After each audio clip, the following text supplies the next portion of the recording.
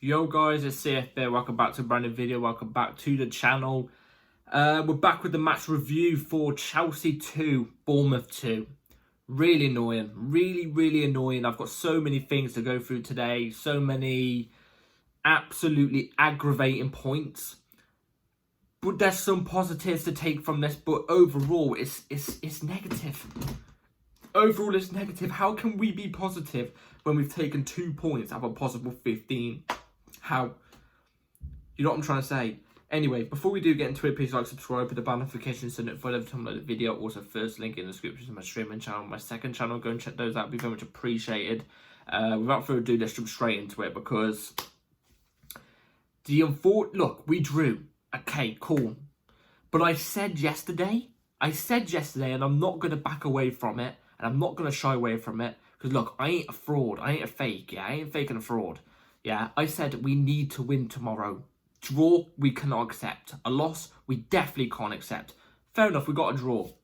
It's not a loss, but it's not a win. This basically puts us out of the top 4. This basically kicks us out of the top 4. I haven't seen the other results, so we might still be in the top 4. Actually, you know what? I'm just gonna check right now. You know, I was gonna say right on stream, but I'm not on. Obviously, right on stream. I'm on record. As the time I'm recording this, if I'm checking the Premier League table right now, we are still in 4th, but I think Newcastle still got to play their game, and City drew their game, so we're still 2 points ahead of City, who are lying in 6th. It's still not good enough. I don't care if Newcastle draw or lose tomorrow. It's still not good enough. We're still making things tough. We're still making things tough. This had to be a must-win today, especially judging off the first half. Now, before we do get into the game, let's go through the lineup and my opinions on the lineup. So we're with Sanchez in goal, obviously. Cucurella left back inverted into midfield. No, it wasn't Cucurella inverted into midfield. We had Cucurella left back. We had Caicedo right back inverted into midfield. I'm going to get onto the reason why for that. 2 centre-backs of Levi Cole, left centre-back, and Josh Achiempong was right centre-back. I think it was a bit tough from Josh Achiempong straight in, but I'm going to give my opinions on him in a second.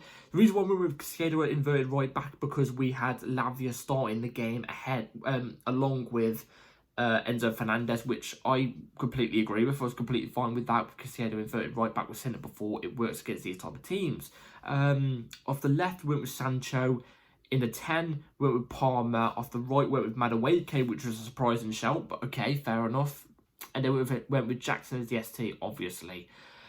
That lineup should be good enough to beat this Bournemouth team, especially after hearing and seeing. I don't know if it's true or not because I don't know Bournemouth too well, but I saw a Bournemouth fan put up on their Twitter account about an hour before kickoff that they've got 11 players of theirs missing. Now, I don't know how many of those were first teamers. Some of them could have been squad players. Most of them could have been squad players. Who knows? Most of them could have not been any of the squad players. Yeah? But either way, they had 11 players missing. And then you take this result into accountability. With the lineup we lined up with. A really good lineup. I'm not discriminating that lineup. The only faults I've got there really is Josh Achiempong thrown straight in as a centre-back again. He was good last time. But I think against a team like Bournemouth, who are a team who are on form and we're not on form, chucking him straight in at centre-back is a little bit, you know what I'm trying to say, especially when it's not his main position. Maybe if he was full-back, I could kind of understand it, but anyway. And then Madueke as the right winger, I was a little bit like, oh, I don't know how this is going to plan out, but apart from that, lineup completely fine. Move on to the first half, it's positive. The first half, positive. I've got nothing really bad to say about the first half. First half, we had urgency in the way we were passing the ball, moving around. We was making space really well. Every time Bournemouth did have the ball, we had 3 players on them, and we won the ball straight back. Bournemouth barely attacked us in the first half. They barely attacked us in the first half. And when it did get, passed into our box and stuff, we dealt with it really well, really calmly. We was all set up in the correct formation. You know what I'm trying to say in terms of defensive. The defensive layout was perfect whenever they decided to attack. The way we was passing the ball, like I said, we had urgency, we had fitness. It looked like the team had fully fit legs in them. Yeah? First off, I've got nothing bad to say. The goal as well, the first goal we scored, mwah, absolutely brilliant. Jackson was having a mare, in my opinion, until the first goal that we scored. He receives the ball, he's got one defender on him, and then about two milliseconds later, there's another two that are on him, and he manages to intertwine and turn and leave all three of them lying on the floor. You're not quite literally lying on the floor, but he managed to turn past them all brilliantly, drives into space, sees Palmer make a brilliantly timed run, passes it through to Palmer. Palmer's one-on-one with the keeper, and he fake shots the keeper, completely pulls his trousers down, gives him a slap on the arse and says, you know, get out the bridge, mate. Slaps his arse and then shoots. Obviously, quite literally, doesn't slap his arse, but he takes a fake shot, makes the keeper slip onto his arse, and then puts it in the bottom left-hand corner because he's created the space and the keeper can't get there in time. Absolutely poetry, that was. Absolutely poetry. You know what I'm trying to say? I haven't seen better poetry since Van Gogh. You know what I'm trying to say? Like, brilliantly. Absolutely brilliant goal. Honestly, I was enjoying that. I enjoyed that. Rock on and everything. And look, we go into the second half 1-0 up with a lot of confidence, a lot of swagger. The team looked like they're buzzing. They look like they're buzzing. So much joy. Everything seemed brilliant because obviously the previous games, you know, we lacked that. Do you know what I'm trying to say? We lacked that urgency and stuff like that. But the second half starts and immediately from the get-go, what the hell happened? It's like we had an adrenaline dump. It's like we had an adrenaline dump. The whole team. That includes Palmer. To be fair, Palmer went down and looked like he had an injury towards the end of the first half. I thought it was going to be subbed off because of the injury. But he never quite, sorry about this guys, 10%. He never quite got to that, kept that first half standard, even into the second half. And we conceded in the second half. We conceded the first goal, which came from a penalty, which was a well-earned penalty, to be fair to Bournemouth. It wasn't not a penalty, but they scored from the penalty spot. And immediately it puts us in danger because we know what this Chelsea team can be like. Whenever we concede a goal, our heads go down. And it's exactly what happened. Our heads went down. We conceded not long after. Again, it was a ball through the middle. Their striker, I think it was, picked up the ball on like the edge of the penalty box, like down the middle, and he went past Achimpong onto his left foot, I think it was, and it's a beautifully struck finish from their striker. I don't know what his name is, I forgot, but it struck right into Sanchez's near post on the left-hand corner, top bins. I can't fault it. Brilliant goal. But I've got to say this. No, it wasn't that goal. Lavia was at fault for the first goal. So, bearing that in mind. Second goal was just a really well-worked goal. But either way, I'm peed off because, you know, the way we played in that whole second half was disgusting. Everybody was poor. I don't understand what Maresca's done in this second half because we've seen it so many times now, where in the last few games especially, where the first half we actually look decent in the first half. We play well in the first half, but we have loads of chances in the first half as well, but we don't take enough of them. But we take at least one to give us that cushion, just a cushion. You know what I'm trying to say? But then we go into the second half now, and we absolutely flop. We capitulate, and we can't do anything. We don't have enough opportunities. We don't have enough pillows or cushions, you know what I'm trying to say, to protect us. And to the point now where we concede 2 goals and we're 2-1 down. And then it's not until the 90th minute where Reece James comes off the bench and 20 minutes later, like I said, in the 90th minute, scores an absolutely brilliant free kick. When you see that goal from Reece James, if you're a Chelsea fan and you're not getting off your seat, despite it being to put us 2-2, you know what I mean, on the scoreboard, if you're not jumping off your seat, holding the badge, you know, about to rip the badge off your chest because you're that excited, yeah, or just rip your t-shirt off in general, I don't know what's wrong with you, because it just brand me so. I had a feeling Reece James was going to score that goal. It was right outside the box. He just low shot free kick, just a little bit off the floor, tucked in the bottom right hand corner. Oh, it's just brilliant. I love Reece James, love him. Came off the bench and looked really, really good too.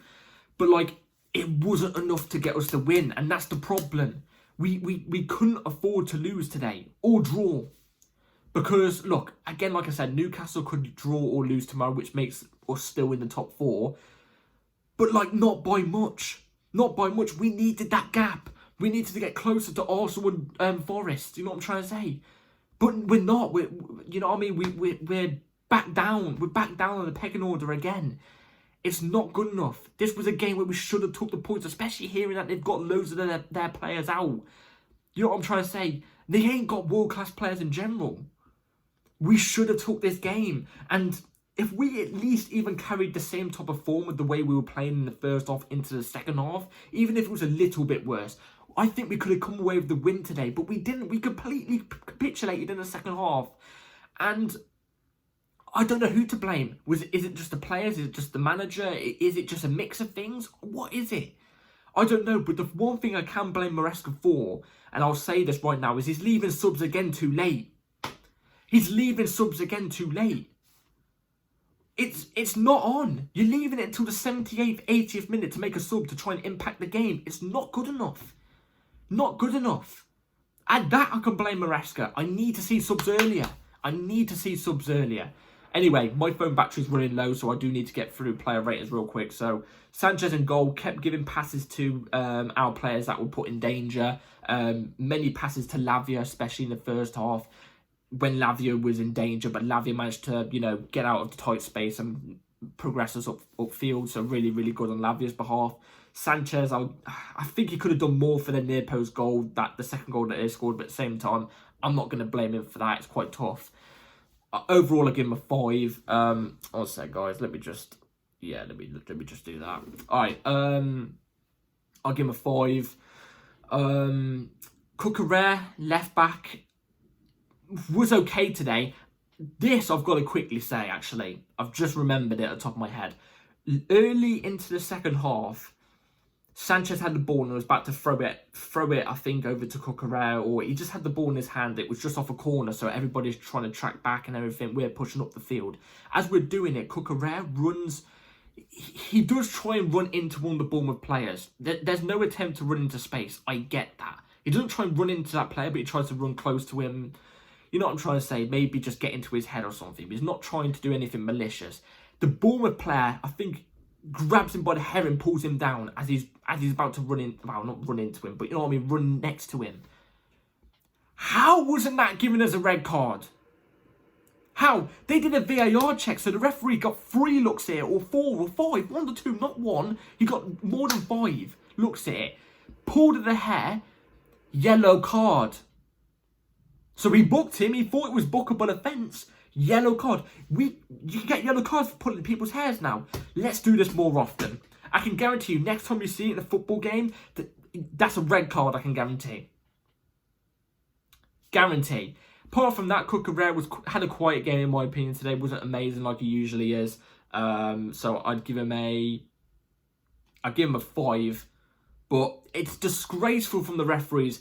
And that was before Bournemouth even got their first goal. So that could have easily changed the tide of the game. But we wasn't playing well up until that moment anyway. It was about the 55th minute. We wasn't really playing well until that moment anyway. The whole of the second half, we were poor. You could tell as soon as the second half started, we just weren't on it in the second half. But still, it's still disgraceful. It's still a red card. Ridiculous. Absolutely ridiculous.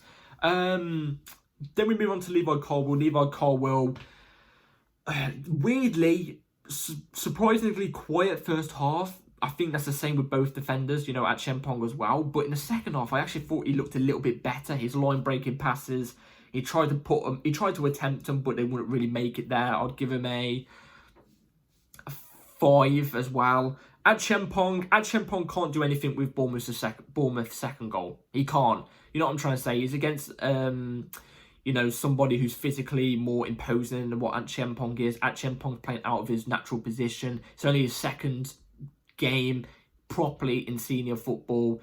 And, you know, I can't blame him for that. Overall, I thought he had an okay game. Not as good as last week. So I'm going to give him a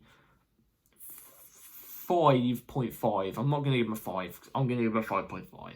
Caicedo inverting into midfield. I thought he had a decent game. Again, for Caicedo's standard, I think he was actually quite quiet today. I don't think he was bad, but I don't think he did as much good as he usually does. So I'm going to give him a 5.5. Enzo as well. Again, quiet game.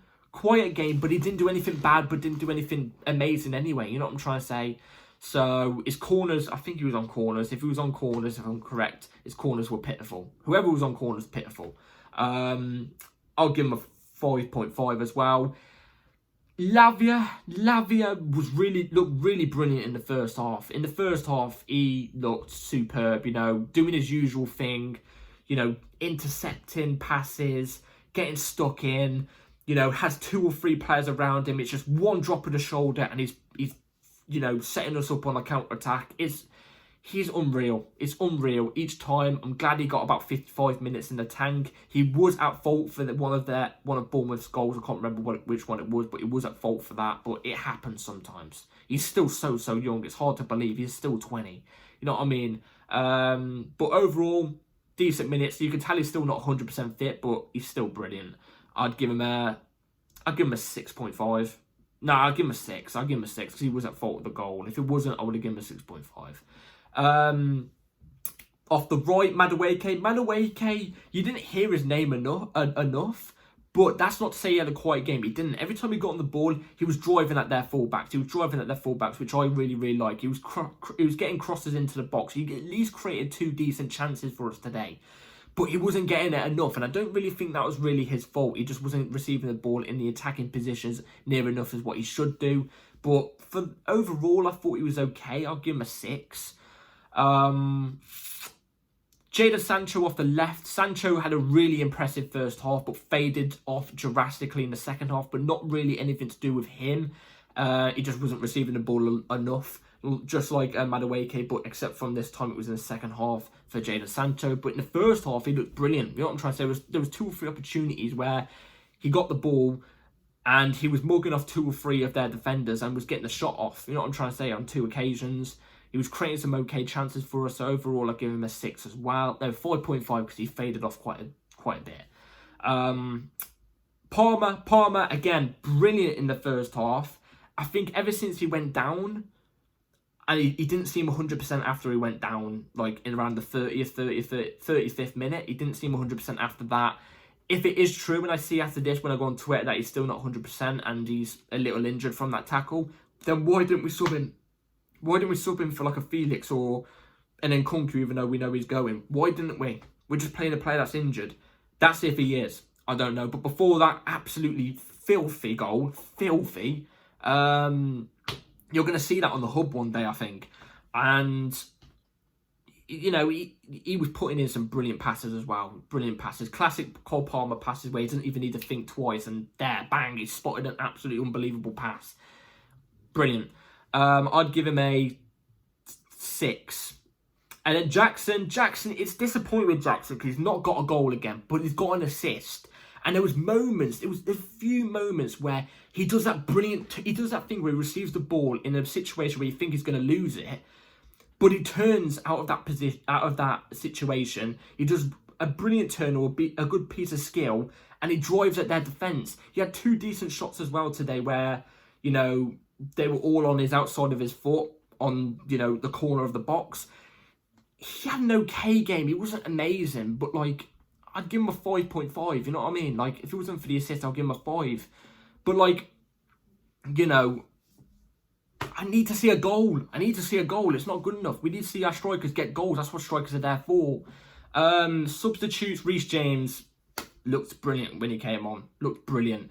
I saw him go down as soon as he came on. Not for, like, a minute or something like that. I just saw him go down, like, get tackled, and I thought, oh my god, he's going to get injured, isn't he? But he didn't. He scored an absolutely whopping free kick. Yes! I don't know why I'm getting so excited we drew the game. It's just good to see Reece score. I'd give Reece a 6.5. I'd give him a 6.5. The other subs, I can't really lie. Tosin was okay. He was good aerially. You know what I'm trying to say? In the air. I'll give him a 5.5. But Neto, too late to judge. And apart from that, nobody else came on. This is another thing.